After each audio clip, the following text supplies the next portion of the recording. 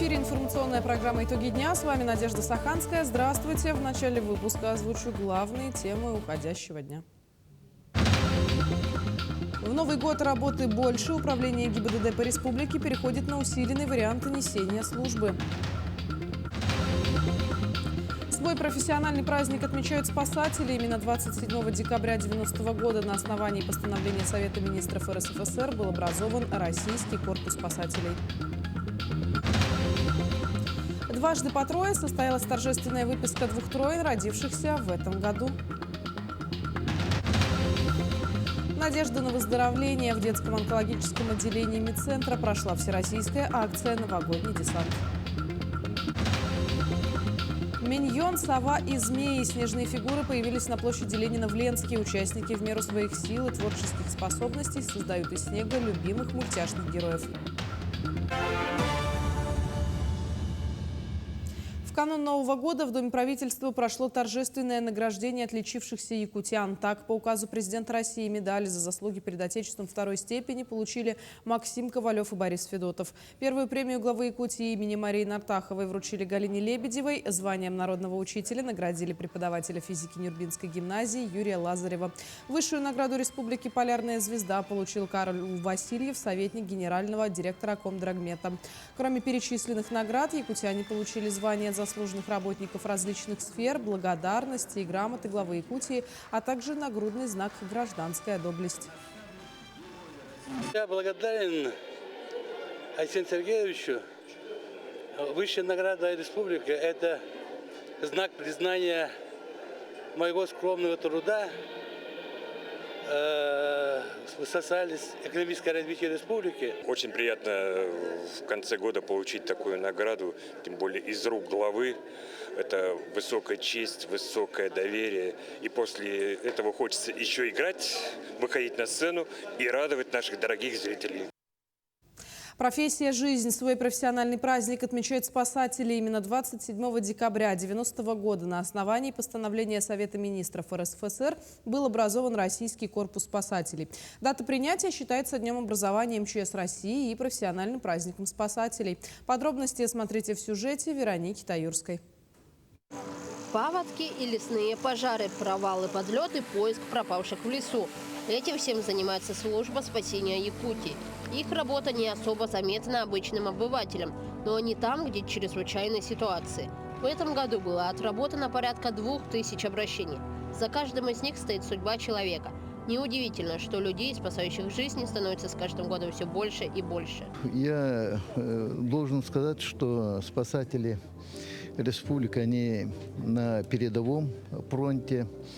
Во-первых, мы реагируем на все чрезвычайные ситуации или случаи, которые происходят в нашей республике. Сегодня работает 267 человек в 11 районах, поэтому любое время при поступлении донесений мы, согласно регламенту, обязаны реагировать. В свой профессиональный праздник новоиспеченные спасатели Вилюйского поисково-спасательного отряда приняли присягу, а также получили книжки спасателя. Кроме того, в этот день якутским сотрудникам службы спасения вручили благодарственные письма и грамоты, а также награды от правительства республики. Сегодня награждают моих коллег. Хочу поэтому, пользуясь случаем, поздравить их с праздником, с Днем спасателя. И поэтому главный девиз нашей работы – это предотвращение, спасение, помощь. Поэтому этому девизу мы как и соблюдаем, этот девиз. То есть самая главная задача производится по профилактике, по мере предотвращения АЧС, то есть производится работа с образовательными учреждениями, со школами, с детсадами, производится постоянное обучение сотрудников. Весна и лето 2024 года выдалось жарким для спасателей. Были введены 2 режима чрезвычайной ситуации федерального характера. Первый в связи со сложной паводковой обстановкой на территории Якутии, а второй из-за бушующих лесных пожаров. Все это было и на территории Нюрбинского района. В профессиональный праздник поисково-спасательный отряд района получил звание лучшего. 2024 год прошел, ряд чрезвычайных ситуаций было. Благо наш отряд выполнил все поставленные задачи. И награжден лучшим отрядом по Республике Саха-Якутия. Мы в прошлом году тоже стали лучшим отрядом, и в этом году подтвердили это. Каждый день сотрудники службы спасения приходят на помощь и спасать жизни людей, порой рискуя своей собственной. Они стоят на страже и днем, и ночью, и готовы помочь населению в самых сложных и экстренных ситуациях. Вероника Таюрская, Илья Сыромятников, Якутск. Укравтодор Якутии повысил грузоподъемность на ледовом автоземнике Хатасы-Павловской. Грузоподъемность увеличена с 20 до 30 тонн. Для соблюдения норм безопасности в период работы ледовой переправы организована круглосуточная работа пунктов весового контроля. Погодные условия этого зимнего периода позволили специалистам дорожных служб открыть автоземники раньше запланированного срока. А управление ГИБДД по республике перешло на усиленный вариант несения службы с 23 декабря по 10 января. Количество патрульных служб на дорогах Якутска увеличилось в 2 раза. Подробности расскажет Саргылана Неустроева. Внезапно возросшее количество патрульных на дорогах в период праздников якутских водителей уже не удивляет.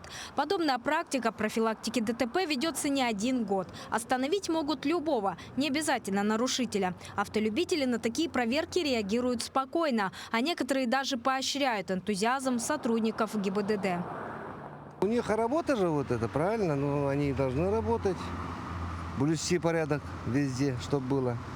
Чтобы нарушений не было и тому прочее. Конечно, сейчас особенно вот дороги очень скользкие, многие люди ездят без страховки, поэтому люди попадают в ДТП, ну и происходят такие очень неприятные ситуации.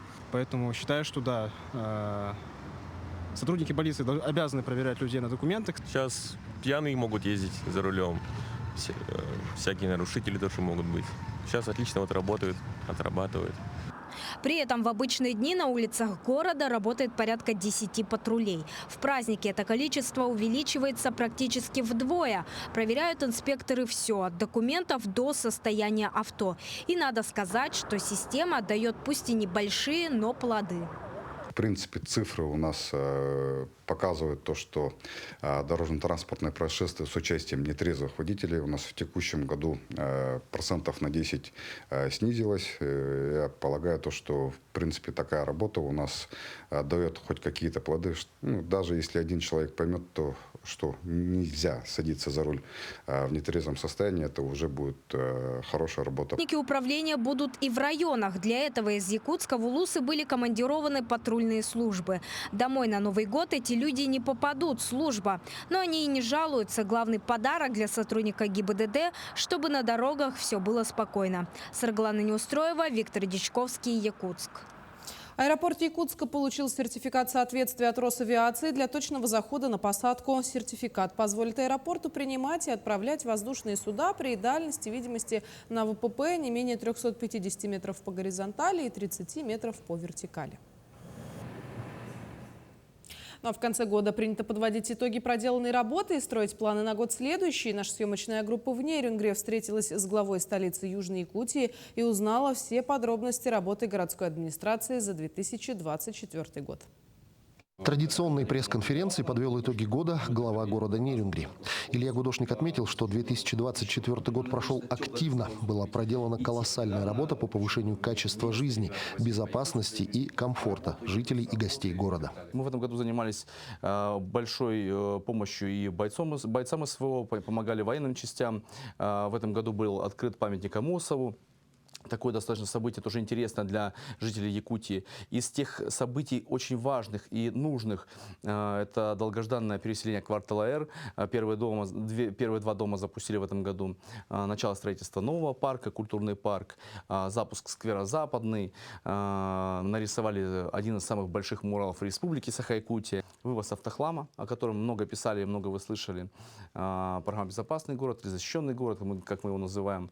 Центр культуры и духовности претерпел некоторые изменения. Более $250 миллиарда рублей на строительство дорог, на ремонт дорог. Действительно такая сумма, которой не было никогда в нашем городе. В преддверии новогодних каникул полным ходом в городском парке все эти дни идет активная подготовка к Новому году, чтобы все желающие смогли незабываемо провести время в этот самый любимый всеми праздник и встретить 2025 год. Конечно, мы не остановились только на обновлении новогодней иллюминации елки.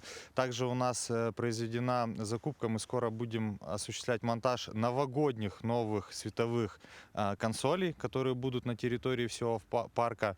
Также мы произвели большую работу в западной части. Там теперь светло, уютно, комфортно и безопасно. Совместно с администрацией города Нерюнгри мы готовим большой, огромный сюрприз к новогодним праздникам. Об этом мы, конечно, тоже интригу чуть-чуть оставим, не будем раскрывать все секреты. И ближе к Новому году, я думаю, у нас все получится. Мы запустим этот проект, и я думаю, все будут в восторге, горожане и гости нашего города, от такого прекрасного сюрприза. Работа по благоустройству не только парка, но и всего города обязательно продолжится в следующем году, чтобы свой полувековой юбилей столица Южной Якутии смогла встретить во всей красе.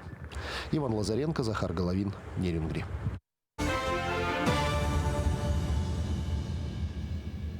О самых заметных событиях Алекминского района узнаем в еженедельной подборке от наших коллег. Предлагаю посмотреть.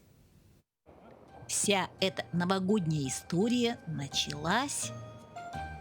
А говорят, под Новый год что не загадается, то всегда случается. Вот у нас в Алекминске можно встретить настоящих Деда Мороза и Снегурочку. Тут еще и кот Базилио с Алисой. Ну вот тоже поговорим. Дед Мороз, с какими судьбами?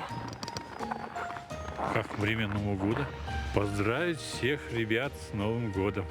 Прежде чем поздравить ребят с Новым годом, Дед Мороз пережил много приключений.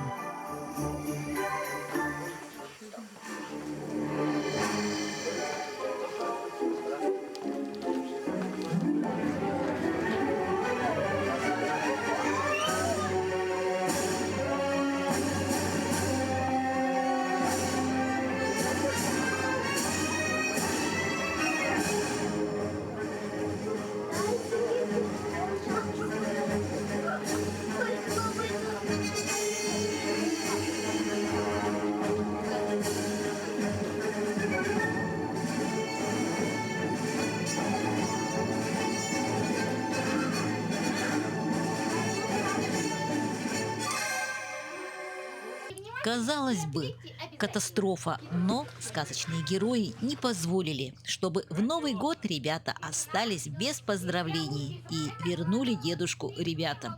Поздравляю с Новым годом! Желаю счастья, радости, веселья! В этот день в детском центре встречали ребят, чьи родители сейчас на специальной военной операции. Поэтому главные желания у многих самые-самые. У тебя какое желание на Новый год? Я не знаю. Может, что папа вернулся. Не хотела, чтобы папа там сейчас, да? Буквально на этой же площадке прошла еще одна замечательная акция.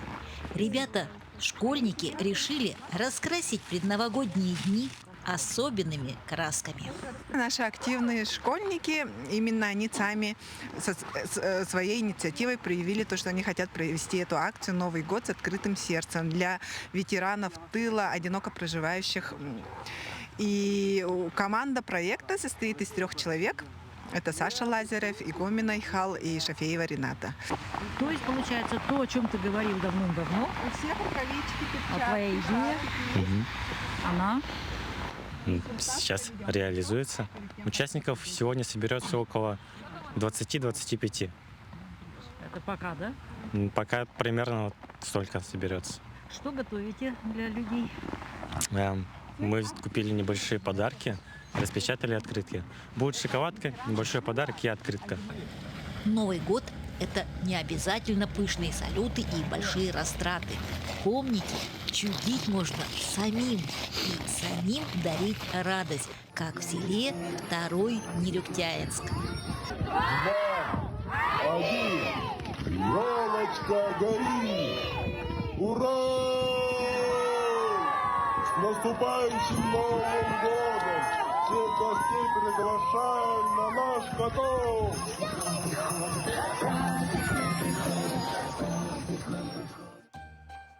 Новый год на порог. Ждем волшебства и, затаив дыхание, загадываем желание. Елена Фаст, Максим Копылов, Алекминск. Итоги своей деятельности подвела Федерация по стрельбе из лука Якутии. Как отметили на конференции, заинтересованность данным видом спорта стала больше и сейчас видна. Смена поколений, пришло множество соревнований. Из них главным в году стал зимний чемпионат, приуроченный к 60-летию развития стрельбы из лука в республике. Кроме того, наметили планы на будущий год. Так, главой республики Айсеном Николаевым было поручено возвести в столице собственный лукодром. 2025 год мы уже в конце января поедем в город Орел на чемпионат России, первенство России, Кубок России. Ежегодно в конце января, в начале февраля там проводятся крупные соревнования российские, поэтому мы в этот год тоже не упускаем. Планируем, поедем. 6 января начинаются сборы спортивной сборной команды республики в спорткомплексе «Триумф». Ледовый дворец Элейботур стал эпицентром хоккейных баталий между детскими командами. Ребята скрестили клюшки в рамках городского турнира на призы Деда Мороза. В турнире участвуют дети 12-15 годов рождения. И стоит отметить, что практически все игроки, несмотря на юный возраст, уже довольно опытные хоккеисты. Всего в турнире принимают участие 4 команды – ястребы, зебры, тигры и пчелы. С первых секунд хоккеисты ринулись в бой. Никто не хотел уступать шайбу. Главная цель – стать первым. Победители определят в конце недели. По итогам турнира победители получат грамоты, кубки и медали. Борьба идет, но несмотря на счет, ребята стараются. Соперник сильный, но с ним можно играть. Скорость, лед, мне это доставляет удовольствие, игра в хоккей. Мне кажется, они довольно сильные, но мы пока выигрываем. Я надеюсь, мы выиграем почти всех. И первое место, конечно, займем. Чудо прямо за окном. В детском онкологическом отделении медцентра провели всероссийскую акцию «Новогодний десант». В рамках акции Дед Мороз четырежды спускался с крыши больничного корпуса при помощи альпинистского снаряжения, поздравляя детей с Новым годом по рации с каждого этажа. Кто стал тем самым героем, расскажет Дарья Короленкова.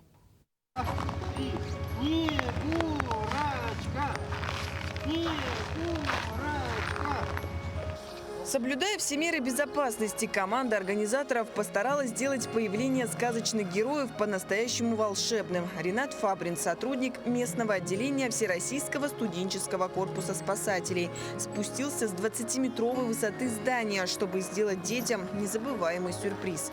Он исполнил детскую мечту, организовав поистине волшебное появление. Ранее подобный десант Деда Мороза уже проходил в Нерюнгри, но в Якутске это событие стало особенно ярким и запоминающимся. Допускаются только профессионалы, которые проходят специальное обучение, подготовку, знают, как все это делается, как это все исполняется. Да, и главное, правильно соблюдается правила техники безопасности.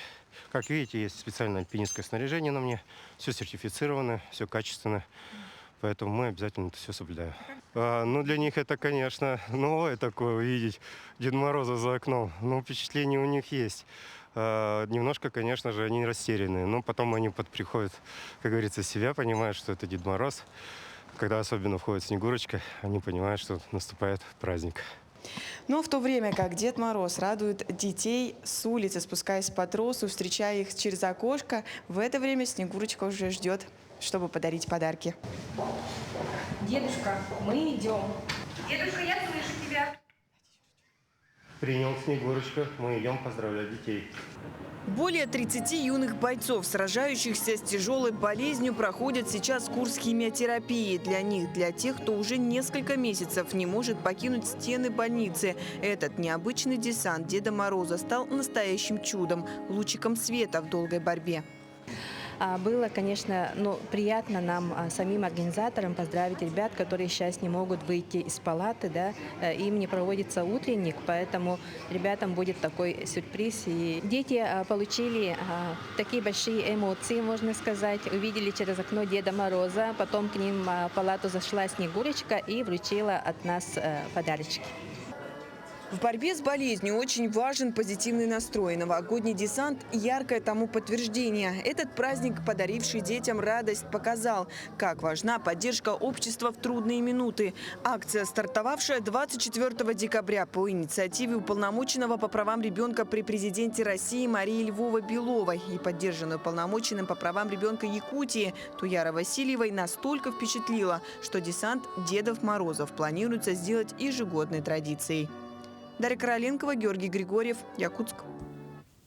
Миньон, сова и змеи, снежные фигуры появились на площади Ленина в Ленске. С 23 по 28 декабря проходит традиционный новогодний конкурс снежных скульптур. Участники в меру своих сил и творческих способностей создают из снега любимых мультяшных героев. Надо сказать, что работы все достойные, и жюри придется непросто. Сегодня на главной площади города появилась еще одна снежная скульптура – миньон. Этого мультяшного героя видно издалека. Огромный, яркий и очень приветливый персонаж. Был создан всего за один вечер. Над фигурой трудилась целая команда. Мы с Алекминского района, все, кто там родился или жил когда-либо. И мы вот решили сделать фигуру. То есть у нас есть конкурс, оказывается, ежегодный. И мы вот впервые решили принять участие.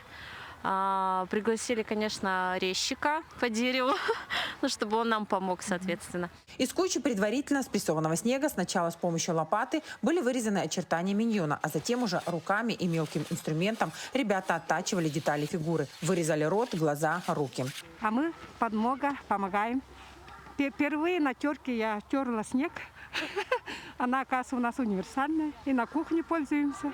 Форму поддержать, так удобно, оказывается. Миньон не первый опыт алекминцев. Буквально неделю назад команда сделала из снега якутского Деда Мороза. Он украшает территорию около офиса компании «Ленсгаз». Мы, конечно же, учитывали все якутские элементы, все, если вы там посмотрите, начиная от рогов, получается, мы их делали отдельно дома, вырезали из пенопласта, и делали деревянную, соответственно, трость, у него посох, добавляли якутские узоры, и даже туда мы добавили мех лошадиный. Чисхан получился очень похожим на живого Деда Мороза. Не менее реалистичным стал и миньон. Команда довольна своей работой. Напоследок делают селфи с героем мультфильма. Надеются на победу в конкурсе, результаты которого объявят уже завтра. Светлана Балеева, Виталий Андреев, Ленск. Рождение ребенка всегда праздник, а рождение тройни – чудо природы. В перинатальном центре Якутской республиканской больницы номер 1 состоялась торжественная выписка чудесных троин в 2 семьях. Наш корреспондент Даяна Федорова расскажет подробности. 12 и 27 ноября этого года в 2 семьях случилось большое пополнение. На свет появились по 3 детей. Почти на протяжении месяца малыши росли под наблюдением специалистов республиканской больницы номер 1. Они родились ровно месяц назад. Вот сейчас им постконцептуальный возраст 37 недель. Все детишки весят около 3 килограмм. 2,700, 2,890. В принципе, поскольку они родились почти с одинаковым весом, они и выписываются почти с одинаковым весом. Вес хороший, около 3 килограмм. В этом году перинатальный центр отметил свой юбилей. За 25 лет деятельности врачи приняли свыше 54 тысяч родов. В этом году 2838. Из них 2 двойни и 3 тройни. Сегодня выписываются 6 малышей, 1 девочка и 5 мальчиков. Для Олеси и Николая Старостиных тройня стала 5-м, 6-м и 7-м ребенком. По уже доброй традиции в их адрес прозвучали теплые слова, а также им вручили сертификаты «Дети столетия», региональный материнский капитал, удостоверения и нагрудные знаки о присвоении статуса многодетной семьи. У меня уже 7 детей стало. Моих детей зовут Эльдар, Ренат, Проня. Они родились, первый ребенок родился килограмм 600, второй килограмм 770, третий килограмм 980. Этот день стал началом новой главы в жизни не только семьи Старостиных, но и их родственников. Мы очень рады. Мы вообще вот впервые узнали в мае, что наша невестка Олеся беременная. Но мы думали, 5-й ребенок будет в семье. Ну, думали, 5, значит, многодетные будут. А тут узнали, что их 3. Это вообще будет тройной для нас удар. Ну, счастливый удар. Для семьи Елисеевых тройня также стала неожиданным подарком и первыми детками. Этот день навсегда останется в сердцах молодых родителей. Они также были удостоены сертификатами и добрыми пожеланиями. Первая беременность и первые роды будем воспитывать по традициям народа Саха. Да. Первого ребенка зовут Байхан, девочку назвали Саная и Баян, 3-го ребенка. По показателям рождаемости и естественного прироста Якутия лидирует на Дальнем Востоке. В этом году в республике родились более 8200 детей. Ну а всего в Якутии насчитывается 34 300 многодетных семей, в которых воспитываются 118 тысяч детей. Даяна Федорова, Григорий Охлопков, Якутск. Таким увидели уходящий день наши корреспонденты. Ну а я с вами прощаюсь. Встретимся в эфире.